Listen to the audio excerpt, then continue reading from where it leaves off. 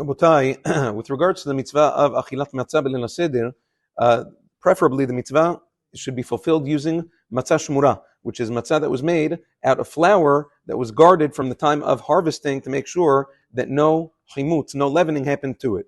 Now, even though b'di'avad, mishat hadachak, a person can use other matzah, but preferably, since there's so much shefa, there's so much abundance in this generation, and there's so much matzah to be had from, so a person should preferably use that. Some are machmir, to only eat matzah shmura all Pesach and not to use regular matzot. That's a chumrah, but at least for Leil Seder, a person should try to be careful. Now, when before eating on Leil Seder, before eating the matzah, you have to make a special bracha that's only made once a year. It's after Birkat HaMotzi, you make Birkat al Achilat Matzah. The rest of the second night, you do the same thing in Chutz La'aretz, but otherwise, you do not make the bracha of Achilat Matzah throughout the rest of the days of Pesach. You only make Birkat HaMotzi. Al Achilat Matzah is only made at the Sedarim.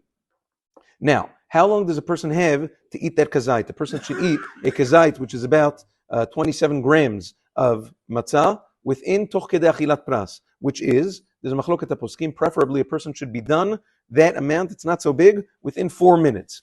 Some say that if a person did not eat it within 4 minutes, you have until 7.5, which if a person ate it before 7.5 minutes, person's yotzeh. More than that, he's not yotzeh anymore, he has to eat again. Now, in order to get there, usually what happens is people talk, shmooze, whatever it is, complain, just focus on the mitzvah, eat, and you should be good even within 4 minutes. Just like arba kosot, anytime we eat matzah at the seder, a person has to recline, a person has to lean back on his chair. If a person did not, he is not yotzei the chovah, he has to repeat the mitzvah because you're missing this element of the mitzvah of the leaning. And finally, with regards to matzah, the most preferable matzah to use on the Leil Seder, according to the order of priority that the Mishnah says in Masechet Pesachim, is wheat, chita, whether it's regular or whole wheat, wheat. Now, let's say a person has a sensitivity to wheat. Let's say wheat is a little heavy on the stomach for a person, and it's hard for him to handle it. You can use spelt also. If a person is celiac, if a person has